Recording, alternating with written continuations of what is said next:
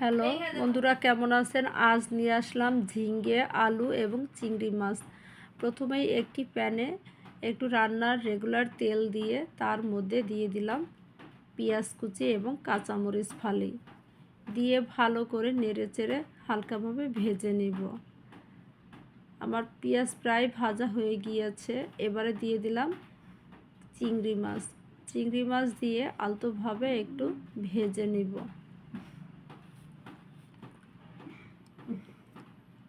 যদি ভিডিওটি ভালো লাগে অবশ্যই লাইক, শেয়ার, কমেন্টস করে আমাকে উৎসাহিত করবেন। দিয়ে দিলাম একটু হলুদ গুঁড়ো এবং একটু হালকা লবণ এবং হলুদ দিয়ে ভালো করে ভেজে নেব। আমার চিংড়ি মাছ ভাজা হয়ে গিয়েছে। এবারে দিয়ে দিব কেটে রাখা আলু দিয়ে নেড়ে চেড়ে ভেজে নিব। তারপরে দিয়ে দিলাম অল্প পরিমাণে একটু মরিচ গুঁড়ো দিয়ে আবার ভালো করে নেড়ে চেড়ে ভেজে নিলাম। এরপরে কেটে রাখা ঝিঙে দিয়ে দেব।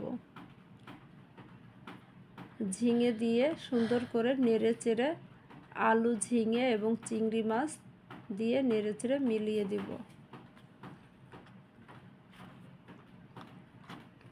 এবারে ঢাকনা দিয়ে ঢেকে দিব 2 থেকে 3 মিনিটের জন্য। ঢাকনা খুলে দিয়ে দিলাম পরিমাণ মতো জল দিয়ে নেড়ে চেড়ে রান্না করে নিব 10 মিনিটের মতো। এবারে দিয়ে দিলাম পরিমাণ মতো লবণ। এই তরকারিটা গরমের দিনে খুবই মজাদার খাবার এবং খেতে খুবই ভালো লাগে। ঝিঙে, আলু এবং চিংড়ি আপনারা বাসায় তৈরি করে খাবেন। এবার পরিবেশনের পালা। একটু ঝোলটা যার যত ইচ্ছে সে তত রাখতে পারবেন। ধন্যবাদ।